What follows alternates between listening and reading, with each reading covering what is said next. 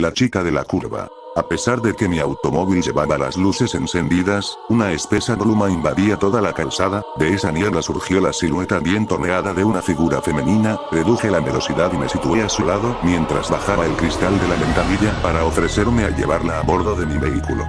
Por toda respuesta, levantó la mano y me hizo un gesto para que la siguiera. Haciendo cábalas sobre ella, seguí así durante unos centenares de metros, hasta que decidí bajar del coche y abordarla directamente. Comencé a seguirla por el margen de la carretera. Los perros de las fincas cercanas no paraban de ladrar entre una nube de vapor que impedía adentrarse en la distancia.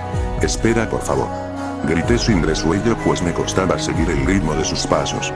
Sin dejar de darme la espalda, ella prosiguió su marcha, pero ahora más lenta.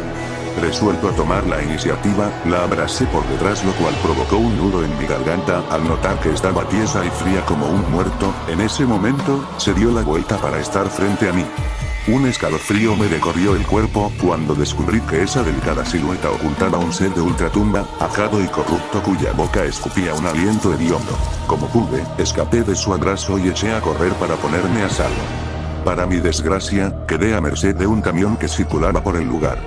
El chofer iba pegando volantazos a causa de la bebida y el golpe fue inevitable. Mi cuerpo voló por los aires y se hizo la oscuridad más absoluta.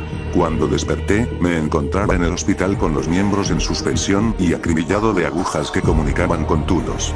Apenas cerraba los ojos volvía a mi mente la imagen de aquel ente sepulcral, acercando sus labios a los míos y envenenándome con su aliento putrefacto. Acabo de enterarme que justamente allí se acaba de matar un joven que perdió el control de su vehículo y se estrelló contra un árbol. Puedo asegurar que sé lo que ocasionó su muerte, y rezo porque nadie más tenga la desgracia de cruzarse con el espantoso fantasma que recorre aquella zona de la carretera.